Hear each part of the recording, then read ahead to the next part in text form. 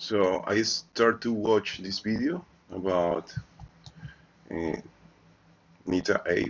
Farahani, and well, the, and the host. Then, well, it's very interesting, and I thought I could just continue watching the video and making some commentary about it. I think we exist in relationship to one another, and that recognizing that relational autonomy and relational rights is really crucial. And so we're talking about the right to have relationships, the right to recognize the other.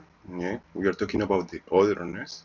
Otherness in itself is a complex, um, not complex. It's actually simple, but it's very solid concept because there is a lot of social scientists who have wrote about it, but still is something that has not deployed or used for society, but it has solid basis. This is a kind of concept that social sciences has built upon years, but it never touches society. So the otherness is not simple as recognize the other as it is. This kind of concept can bring a solution for the use of neuroweapons, because let's say what's happening to me is that I'm totally excluded, segregated, isolated. The only people I can meet is because I have a kind of transactional relationship using my phones of NDIS. Um, and it's very sad because no human should be living this way. Let's say in the future, okay, it will be a kind of human way to keep a criminal away from society, because this person definitely cannot do anything to harm others. But then I I do believe that it's just a handful of people in society that might be uh, kind of separate from society, so it doesn't harm others. But I'm not one of those persons. Also, yeah, these relationships. This means that okay, as I said before, they disrupt uh, mm, what was the longest relationship that I have. It was I mean, my ex-girlfriend and I, we never had a problem. We had a serious relationship. And we have, I mean, it was, how can I explain it? It was a kind of role model relationship. And as soon as I start to get uh, attacked with the electro electroshocks, and right now they are not allowing me to speak fluently, but this is annoying. Not okay, but remember, my ex-girlfriend was attacked first. She started to experience headaches, kind of migraines, and several stuff. And also, then I think probably she was pushed stuff in the social media. She started to then feel suddenly a kind of distrust for me. She started to feel a kind of, we start to have no quarrels, but the relationship just changed. It was just after applying for the refugee visa, right after that, and then I will start to experience another symptoms. Then I leave her and went with someone else. We start a relationship. She was attacked as well. She was attacked with this technology. Sometimes she would say that she will ask me, "Do you listen to that?" But at that time, I used to not have voices, and I will be like, "No, no." And she used to be really angry sometimes. Her mood will change fast. But this is what this technology does. But I'm more aware of my feelings. So, and also depending on your neurology, then your trigger is gonna be more significant, or they will be mild, etc. And, and yeah, in this case, technically, I start to not being able to have a love relationship that will be kind of consistent. And then when my ex-girlfriend contacted me, uh, I was thinking to leave Australia because my visa was not progressing anywhere. 5 years waiting for that. It's probably one of the longest places to acquire that visa. Also, at that time, yeah, Australia was not uh, uh, achieving the compromises with the UN of the number of refugees that should intake. Remember, the UN was created to avoid war. Then it was a post-war institution. Then Australia at that time was delaying the visas for refugees, and at that time also was creating kind of concentration camps. People was lighting themselves in fire. I'm not really sure if they were also um, maybe part of experiments. Um, Also, yeah, at that time, uh, will be the Prime Minister of Australia, Tony Abbott, was negotiating and trading refugees. But I don't know how that will work because if you're supposed to apply as a refugee in the first place that you arrive, I know that in some cases you can send abroad depending on your security situation.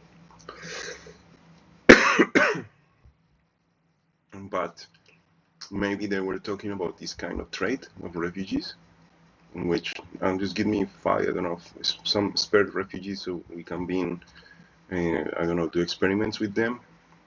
Um, but I'm not completely sure. Yeah, that's a speculation. But the other thing that happened, yeah, that was 100% um, done by neurological weapons. So then, mm,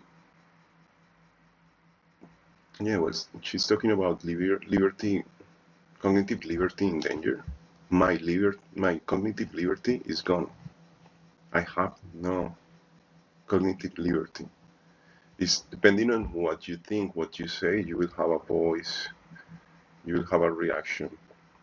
This, depending on what you think, what you say, in the algorithms of social media, you will have different reactions.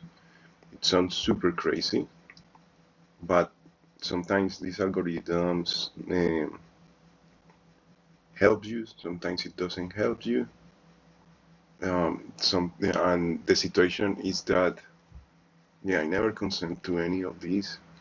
And we as humans, let's say, what happens if someone in power wants your family to break up? Then they can make your child to grow up with her mother, her parent. They will disrupt relationships. They will finish marriage where they're stable for a long time. They will also decide who will meet who. And we are talking about a kind of almost eugenics in which they start to decide which partners should stay with which partners. Yeah, and and this is one of, at least in my experience, yeah, this has is a kind of weapon anti-love. It's like you cannot experience the otherness, find the other as it is. This machine kind of tweaks relationships. It can create a situation in which you can start a quarrel, an argument. Let's say, maybe, let's assume, and with a partner, she likes tea. I bring a couple of coffees, and then she asks me, I, I like tea, and I was like, oh, sorry, I forgot. And then she's like, oh, it's okay, I just drink coffee today. Then she can be beam stuff like he never thinks about you.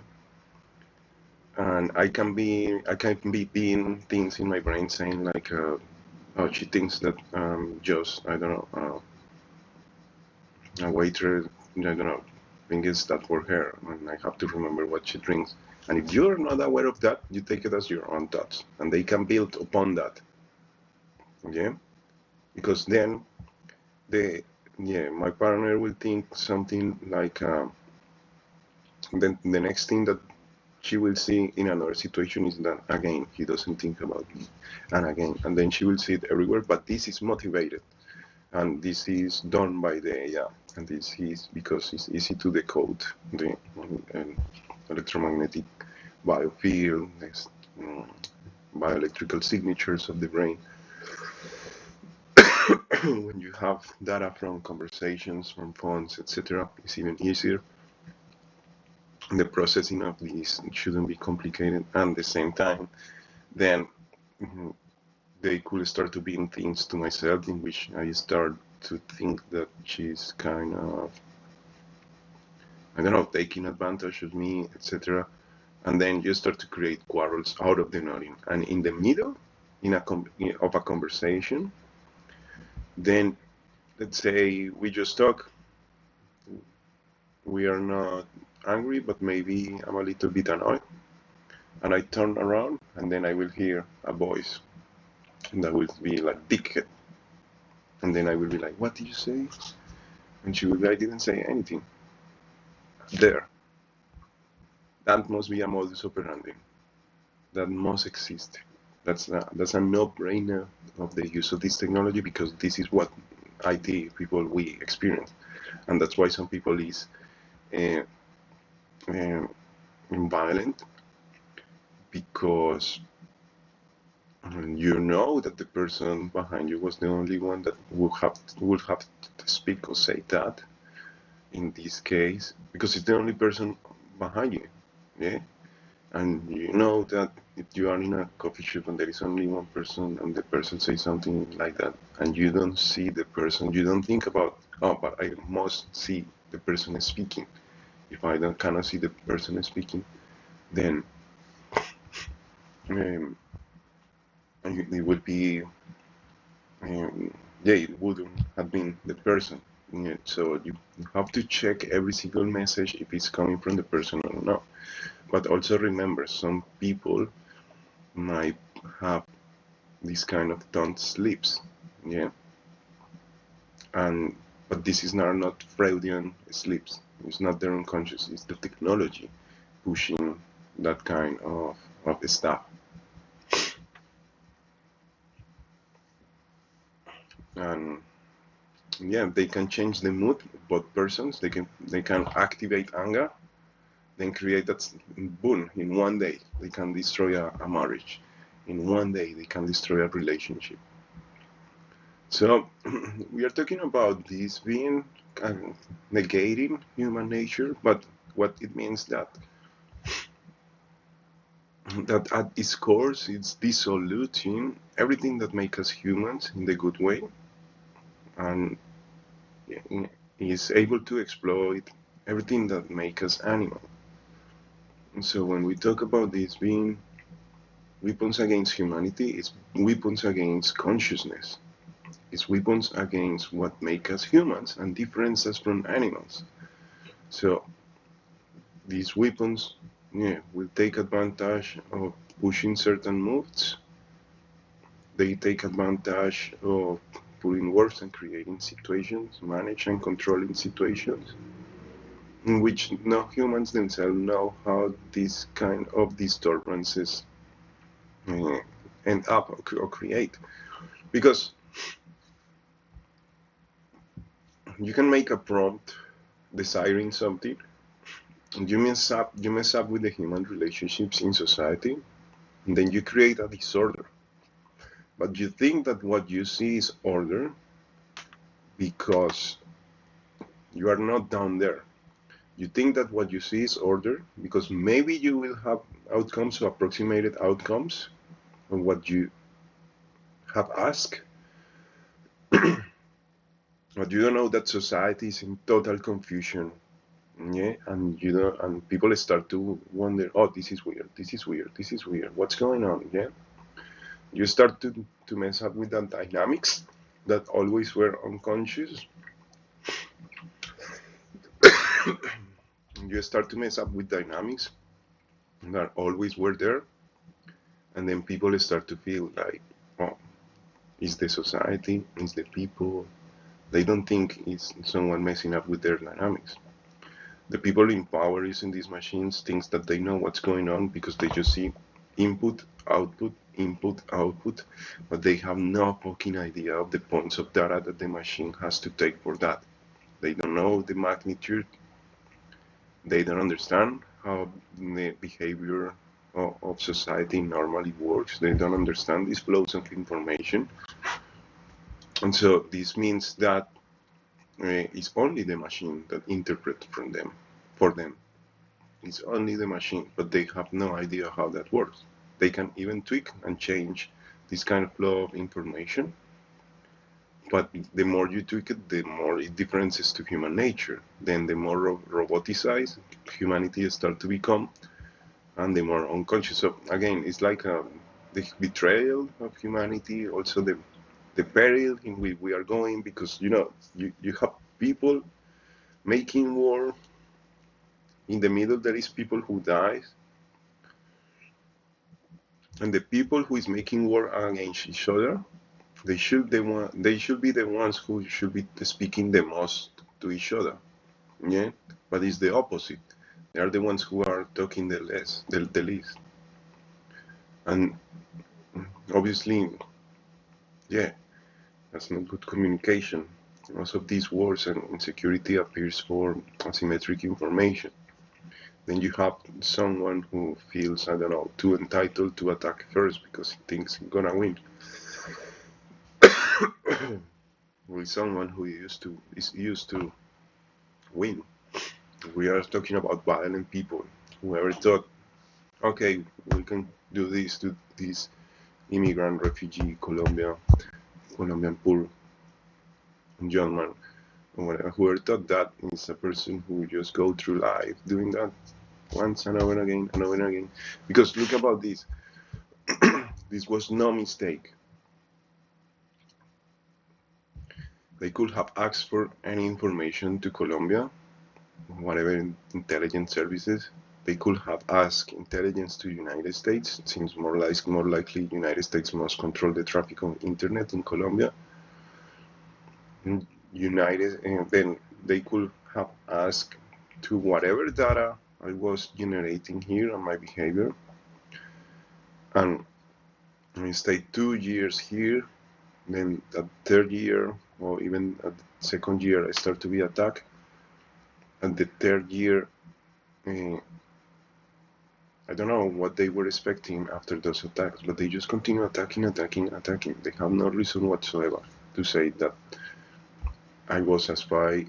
They have no reason whatsoever to say that I was planning anything against society. They have no reason whatsoever to say that I was doing anything wrong. They have no reason whatsoever to say that they couldn't see that this was a mistake, that motivated. It was they tried to push me to do a violent act. They couldn't achieve it, but it would have been a kind of Monday massacre situation, or the things that I've seen in the other video, in which attackers that do indiscriminate attack had before self-identify as target individuals. I don't identify as that because I think that doesn't the term of a target individual does not explain the situation that we experience. Also, um, uh, they have enough time, data. They just make the situation so dear that I was locked up in the hospital. They give an aneurysm to my ex-girlfriend, so I would not have left Australia. And they rushed my visa. And remember, they rushed my visa, gave an aneurysm to my ex-girlfriend 11 days after that, and then uh, they locked me here in the hospital. And this is the situation with these people who think this is security. they are super paranoid, super sadistic, and they think they know about symbols in social sciences, but this is a kind of anxiety of, I don't know, of symbols or knowing stuff with that. I mean, it's kind of esoteric. This is the situation. I was doing a piece of art that will be like a mesh of kind of webs, neurological nets, because I was reading at that time a book about. Um, so I was drawing neurons in different layers, 3 layers of neurons, so you can see the neurons underneath the other ones. I was doing a printing. I was reading a book about neuroscience at that time from the library in Rockdale. So I borrowed that book. I was reading that book. It was kind of often that I would borrow books from that library. It was like a couple of squares far away from my place, and it's a nice library too. So then I would draw the neurons. These were like kind of webs on top of the other, and I will make a spider on top of them, because I was collecting. When I arrived to Australia and I saw the variety of spiders, I thought that it was really cool to make a collection. So I was doing a kind of photographic collection of spiders, and also I start to build. No, sorry, I start to. That was the. I start to make this kind of piece of art, and in the piece of art, because we are talking about neurons, I make like something as if the neurons were broken, so a kind of aneurysm. So I made that. I took a photo eventually. Maybe that data went into the phone, and these people who, I don't know, they have the power of these gangs. They have the power of manage this. Then they think, okay, you are poor, you are a Colombian, you watch porn, you are someone who you are killed and no one asks for, you don't express yourself well, whatever, you drink, you smoke, I don't know, yeah? Something like, I don't know, you are no one, you are a no one, you are a nobody, you are a person who simply disappears and no one cares about. It's these kind of people that we are talking about, yeah? Because they have enough. I mean, this you cannot call intelligence services those who take the most sophisticated guns, the state-of-the-art technology to do the most stupid things. It's super stupid, yeah? Or because they are paranoid or things like that, but it's super stupid. I'll call them like stupid services, not intelligent services. Okay, it doesn't make sense whatsoever why they did this to me. But again, it's kind of societies, the semiotics. Many people have talked about, yeah, how they have this anxiety about the symbols, yeah, to know what is the right way to appear in this other blah blah blah. Just it's a kind of anxiety. Yeah? It's a kind of field that no one wins unless you have power. But okay, I make the piece of art, neurons, different layers, a kind of aneurysm between the layers, and a spider walking on top. A few weeks later, a few days, then my ex-girlfriend got the aneurysm. Yeah? And I was like, how is this possible? It just felt unreal. The 11 days later has to be with this kind of 9/11, because this is a kind of let's say security studies. Everything is a post 9/11, post 9/11, post 9/11, and some people obviously comes with the yeah 11 number as a kind of meaning. Yeah, 2 towers, 11. They love that kind of symbology. Yeah? 2 1s, 11, etc. And then obviously this is not right, this is inhuman, this is not, I mean, this doesn't bring consciousness. I don't know what's the future these people want for the others. It doesn't make sense that they just attack me at the beginning. They were not doing experiments whatsoever. It was just attacks, attacks, attacks, attacks. They were trying to push me somewhere. They should have stopped me they should have stopped and allowed me to leave Australia if they didn't want me here, or they should have simply believed and followed the collection of data instead of trying to push a narrative in reality. Yeah, because what they were trying to do is push a narrative. So I do believe sometimes maybe they have nothing to do, because Australia, at that time especially, was a super safe place. So maybe they didn't have anything to do, or they wanted to push some policy. At that time was Tony Abbott. When the previous government to Tony Abbott will be a Labour government, I went to the parliament as a tourist, yeah, because okay, I didn't know. Okay, maybe you go to the parliament as well, you become a fucking target or something. No, I wouldn't have not gone anyway. If I knew about this, I wouldn't have come to Australia. Believe me, it's simple as that. Like, I didn't know that Australia would be so dangerous for free thinkers. I didn't know Australia would be a place in which there is a lot of social paranoia, and I didn't know so many things. But that's the problem of you coming from a third world country, being naive and thinking that okay, the more you study, the more you discover, the more you follow the rules, the more you, then you can progress through society. Mm-mm. No, we are seeing what we are seeing in, let's say, in Gaza. Millions of kids, women, unrelated with Hamas, they are dying for no reason whatsoever, but because they want to be displaced. We are seeing more IT people who is simply, no, they are not considered kind of humans. It's like a kind of mass. Yeah, so it's the devaluation of life. And then they talk about freedom, democracy, the Western values.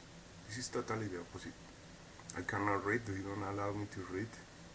And imagine this, I stay, okay, they put me in the hospital, whatever, I recovered, changed of medication, I went through my bachelor, I finished my bachelor with grades that were amazing to be, let's say, to have been attacked every fucking single day.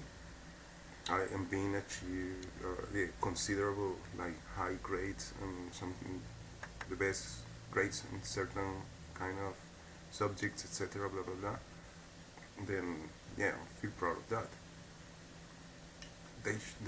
But then they gave me the label of schizophrenic, and now because they create a dissociation between the truth and reality, then if they want to remove the label of schizophrenic, that's supposed to be permanent according with the DSM-5.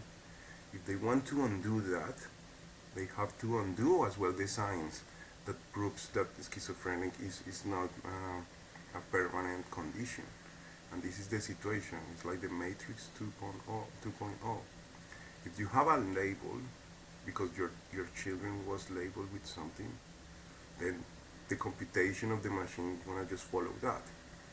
You are most likely to be at the top crazy. Your family can be crazy. I mean, you see perhaps a kind of neurotic behavior among powerful people, especially when they are among familiar stuff. And then because they are not attacked, because they can be free, they can be crazy. But people like me, who is kind of rational, critical thinker, who wants to learn, is kind of labeled crazy, and labeled crazy for the rest of their lives. Yeah? And I think this is not right. That's why I'm doing these videos. And again, intelligence services know. United States, call it UK, Australia, Europe. Yeah, I know. Because once you start, I mean, I never participate in that, but I understand that simply is there are computers just gathering data from every single thing that we do. So it's impossible that this data doesn't ring an alarm. Yeah, it's impossible.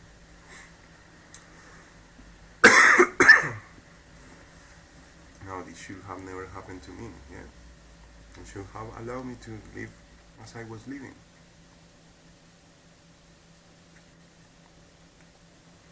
And mm, yeah, and this is the point of disrupting relationships in the future. Then people might live like me, but with a UBI and maybe locked.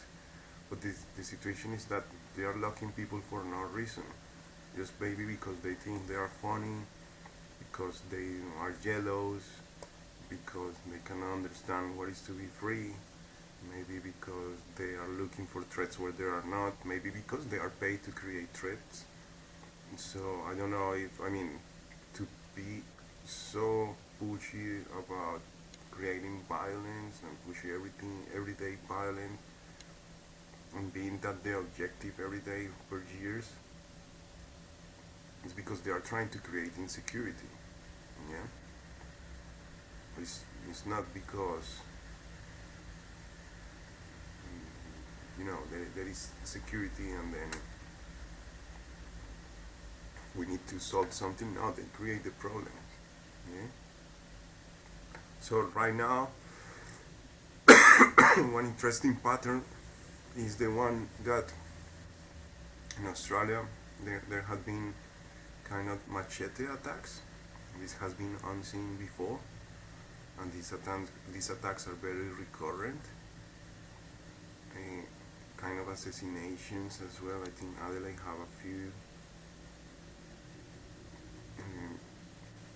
And all these can be easily activated with neuroweapons.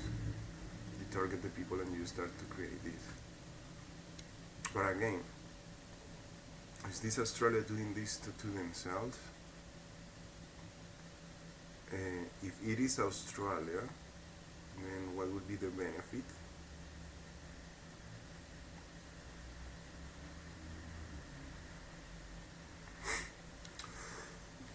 I would say it's a risky kind of situation, because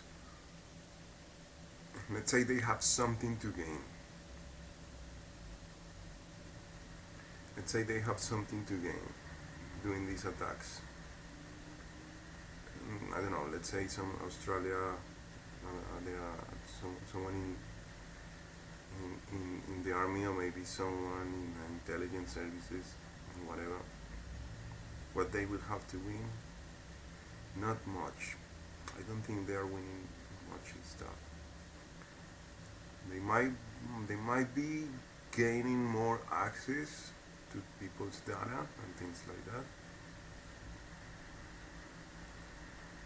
because then more agencies will need more information to understand what the hell is going on. So they will need more capabilities.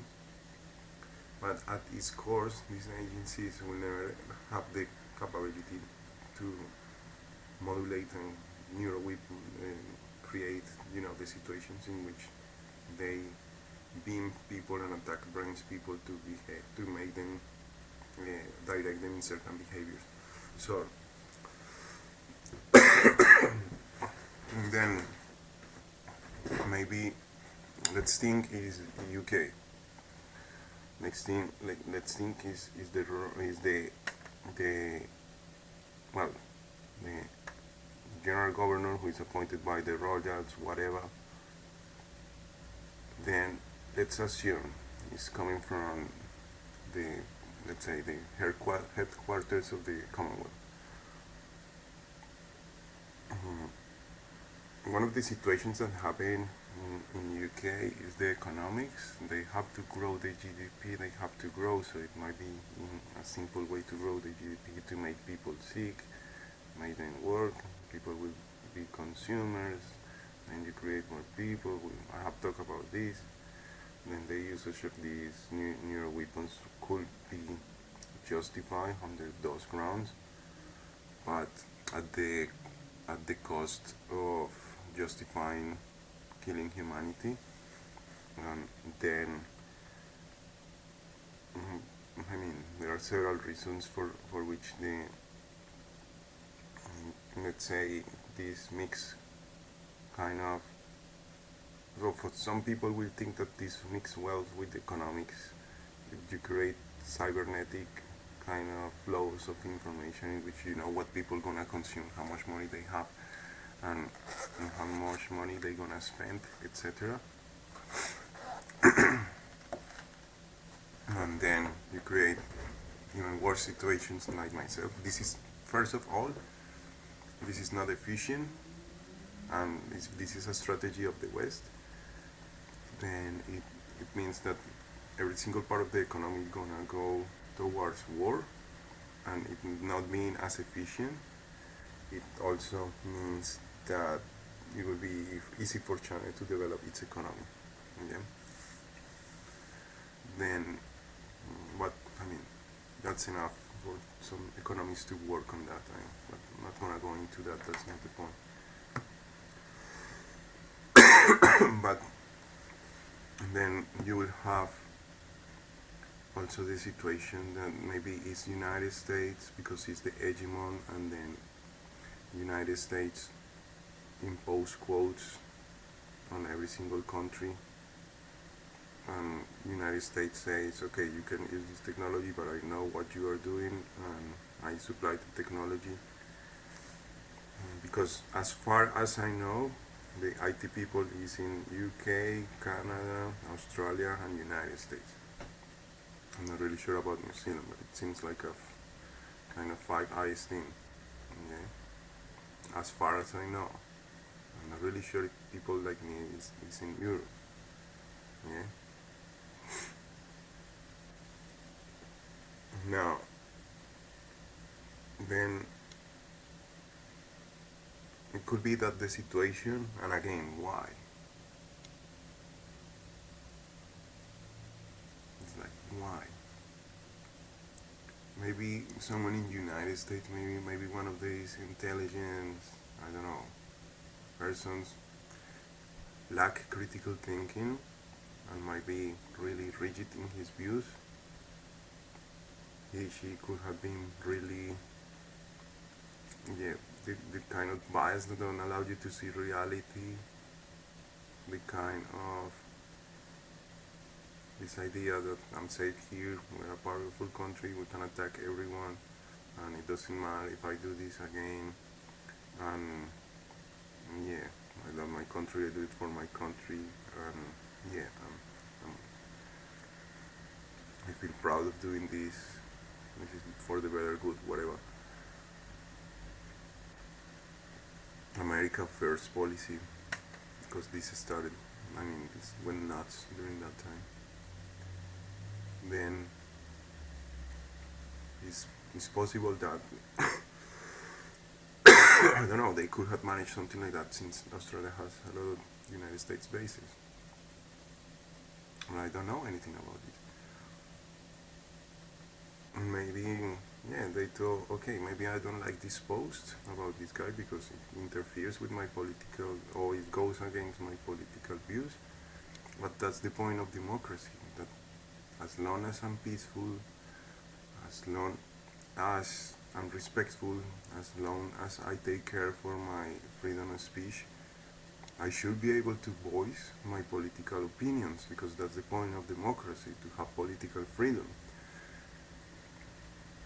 And then if it was United States, then when it comes democracy, freedom of thought, be yourself, the development of your personality, I don't know, follow your dreams, all that stuff. And yeah, so it's very confusing, my situation. All this is kind of, and this is, I don't know, who, why, etc. Or maybe it's a kind of always DARPA stuff, and then now they are using it for then then yeah, you have several countries into it, but a few armies knowing what's going on, etc.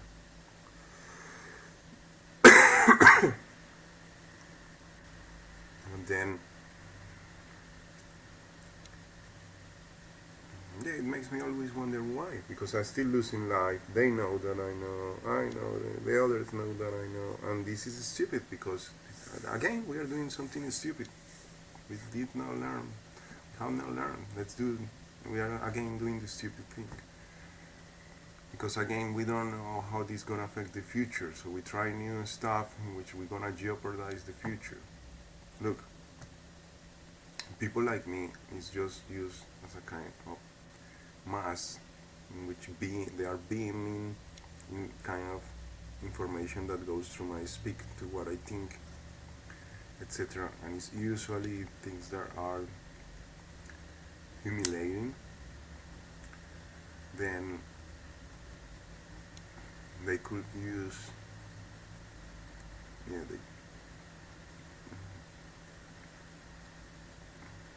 let's say, if someone has the reading technology here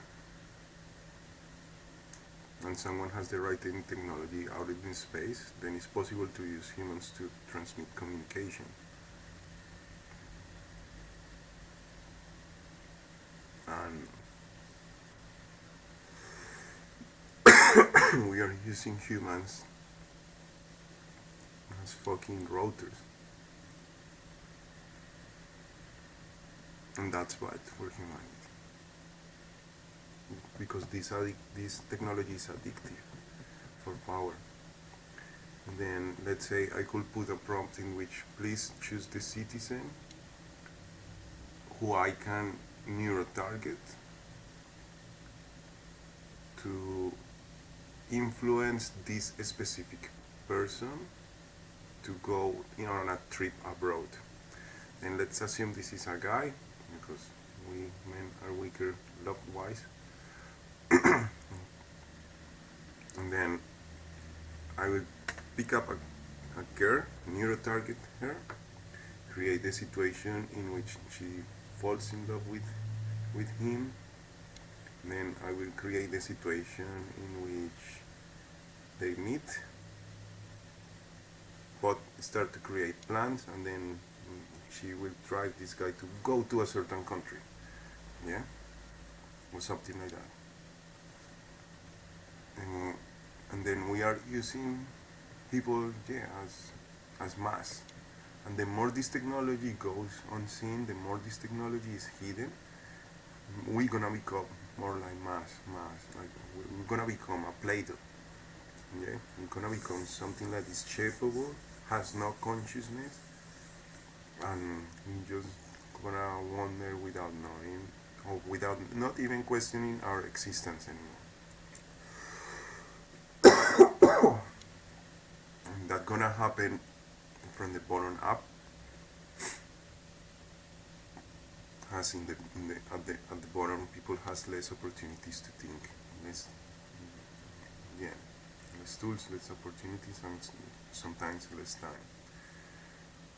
Um, so usually power try to keep the lower bottom of society under the shadows. That's why, let's say, you will see the information that you see in TV is for the broad population. It's not that sophisticated, yeah.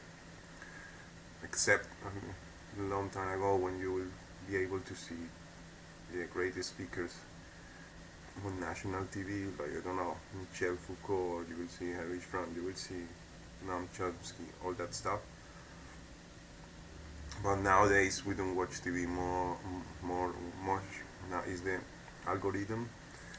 Uh, yeah, these kind of situations in which I try to say a specific word. There is an intermission as if I don't know how to speak English. It's very annoying. And it happens again and again. So I cannot battle that the whole time. But okay, now everyone is looking things in YouTube, social media, and there is no chance you will have suggestions that will enrich your life because it's easier to keep you in the shadows of ignorance. Then, with this technology, the whole situation changes because you can make people unconscious, you can make a mass of zombies, you can make just the consumers without questioning anything, and you can do it slowly. You gather data, you just continue doing it with one person, with other, um, and yeah, and I see it in a lot of people. Yeah? You will see people who are drug addicts saying words that they wouldn't say that are totally related with what I think, as because they might not be conscious. So they are using their bodies as just a piece of mass. This person is not considered as a human. No rights, no possibility, just a consumer. In-house commission who gets some money from the government and goes their own lives like that. And then there is people, especially from the right wing, saying that okay, immigrants doesn't want to work.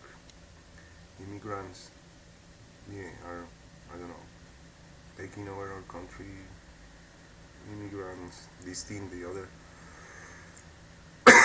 But many of these people who following that rhetoric doesn't know that immigrants are, like myself at least, we are stopped to progress. Yeah, they don't allow us to speak fluent English. They don't allow us to be educated. I was able to go to uni. I'm in the best university in Australia, but I still being attacked. Yeah, and this is a complex situation, and it looks weird, but it's not weird when you think about the relationships that this thing is disrupting. Yeah, so the relationships are new. The relationships are difficult to understand. The relationships cannot be understood because only you will see input output of the computer. Yeah, and you will see uh, you will put a prompt, you will seek an outcome, and whatever it took to create that outcome is mainly chaos. Yeah, and you won't be able to understand how that chaos works because simply it's not working. It's confusion. For humans, this is confusion. Yeah? For humans, we just see um, we just see that things doesn't make sense. Yeah, no, that's more or less what this situation what it does. If you think about the benefits of neurotechnology, one of the Oh, wait, I have to turn on my speaker.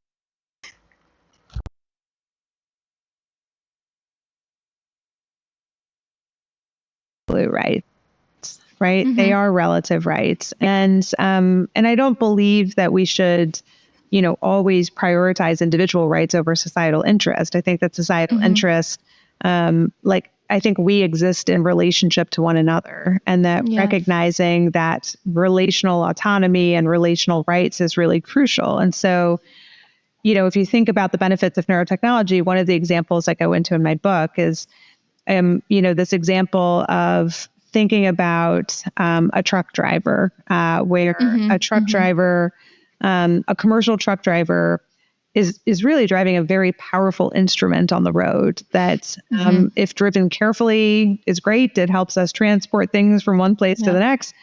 But if a person is tired at the wheel, that's one of the leading causes of accidents on the road is fatigue levels, not even drunkenness. And so what if we could track their fatigue levels more effectively? Now, one of the ways that this happens is that there's oftentimes like in cab cameras that are focused on the truck driver. And that to me is a significant invasion of privacy. Like everything they're doing in their cab is being, videotaped. Versus if the thing we really want to know is, are they falling asleep at the wheel or not? You could use neurotechnology to pick up the precise pattern of neural activity and even earlier than a camera, could start to see that they're getting tired and give them alerts, and, give their employer alerts and, make all of us safer. Now, the way that you balance that is you say, okay, that's a good innovation. right? That could really help us. But we should only be collecting fatigue levels, right? If you're monitoring a person's brain activity, you can derive a particular inference, which is fatigue levels, but you shouldn't be collecting the raw data that allows for far more inferences about what they're thinking or feeling or anything else that's going on in their brain at the same. And so imagine we are talking about devices that will track people's raw data, data from the brain. So this is technically possible just when you take your phone and put it in your head. Technically, yeah. This is, let's say, you see that you have your credit card, and in the past, you need to have, you want to go to a market, you need to have a device in which you will charge people, and so in a kind of, I don't know, item in which they will tap. You need to have that item, so they tap on top. Now we are using it on phones because the technology always was in phones. So maybe they're gonna use a device used for track teams, but truly, the technology is already in phone. Yeah. So, uh, I mean, maybe just because the market, let's create a new company, let's create this brand, let's make people less paranoid. But believe me, the the gathering of data, because cameras, images, whatever you see, people start to be confused with what's going on. Yeah, and this is not related with what I speak. Maybe if I'm talking about a product, and then maybe I'm sold that product, and you are surprised. Oh, I was talking just about that, and now I have advertisement about that. No, it's more complex than that. It's complex as people like me being everyday attacked with voices, pain, not being able to sleep, yeah, not having rights to meet others, not having rights to create long-lasting relationships, not having the opportunity to have a sexual life, not having the opportunity to study, because I was studying, I'm in the university, but as soon as I start to read and take the papers, this thing doesn't allow you to concentrate. They just go on and on and on and on and on and on and on and on and on. Yeah. So I don't know. It's not the Western tradition, especially if you're a philosopher. And I have my degree in philosophy. Okay. And I'm someone who always have read and always have been interested in different versions of I don't know, reality politics, and it's really a pity. I remember when I was trying to learn French. Holy shit! That's when I started to receive the most attacks related with my studies a long time ago. Right now, again, they just give me Havana syndrome, high pitch, and also I'm not able to concentrate in the papers. But uh, when I was learning French, then the intermissions will be exacerbated as well. I will just keep going. I didn't know what was going on, so I will keep going. But I thought, oh shit, why is this so difficult? I don't know. But I just keep going because maybe, yeah, I thought, okay, this is at the beginning. Once I learn more French, I'll start to, it's gonna become easier. But yeah, and I start to have a kind of, yeah, a few small conversations in French, etc. But yeah, I was watching already movies in French, all that stuff. I learn fast, and but they judge you. You can learn slow, but they judge you on other parameters because they want you to be like them. Yeah, and that's a problem. That's a problem because humans have the right to become whatever they want. We are born without change. We are born with the possibilities that are infinite. And then we are born, and a machine already decides that we're gonna be in the future with 90% certainty something. We are stopping to be humans. We are not humans anymore. We are becoming a mass, like a Play-Doh. Yeah, but it's not as before. A mass that could be redirected. No, it's like literally a mass, like literally matter, like resources. Yeah, and gonna start to be bottom up, and once they start to go up, then there are different possibilities of what could happen. But since they are really motivated for war, then they're gonna have kind of pressure from a lot of sides, and also the machine could take over. This is possible because it's possible to do machines more conscious than us. Again, imagine you pull apart every single part of the brain. Let's say it has 500 parts. We can create those parts digitally, and assume every single part has a certain amount of neurons, connections, or neural networks, whatever. We can make them bigger, and we cannot conform necessarily with 500 parts. We can make 10,000. This brain, yeah, will be already 20 times uh, more powerful than a normal brain, and this is possible.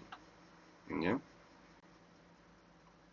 and so we whoever thinking power that making people stupid, they're gonna be better off whilst doing more and developing these kind of machines is because they cannot see the big picture.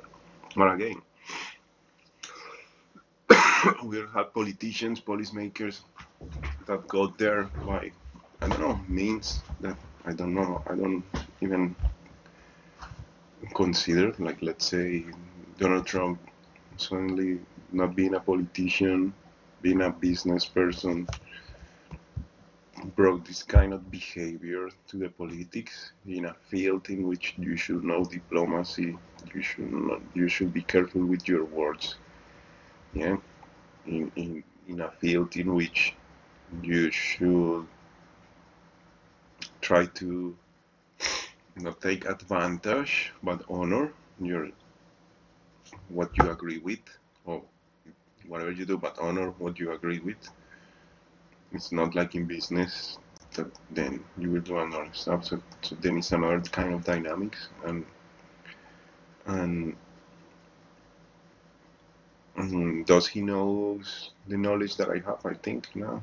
I don't know if Donald Trump have ever read a book. I know that he sells book, but I know that someone else wrote those books for him. Yeah, and in the other hand, okay, maybe let's say there is people in power.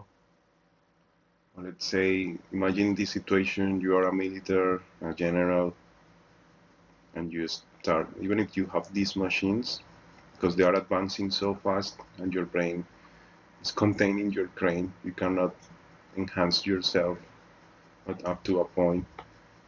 And then you will have also um, a situation in which whatever you did, maybe you entered uh, to the army when you were very young. Some people entered 20, 21 years.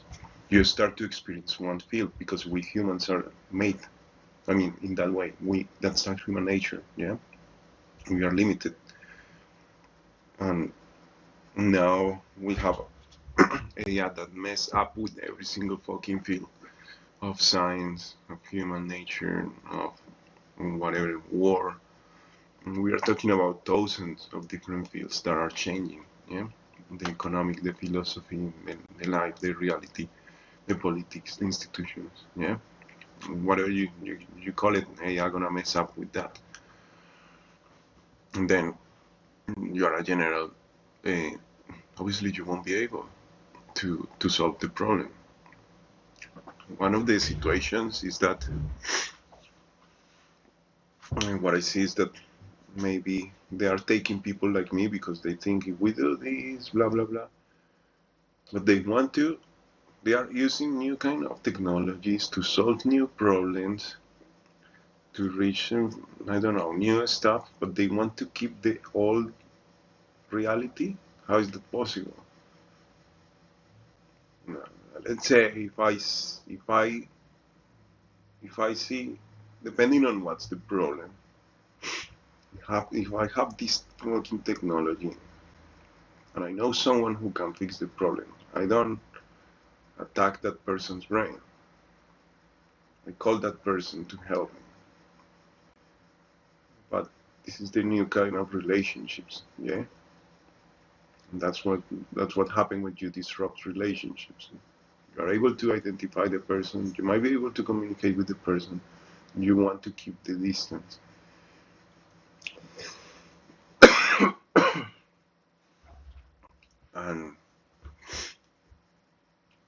And keeping that distance is the situation that I'm a politician, I cannot be seen with this person. I'm a general, I cannot be seen with this other person.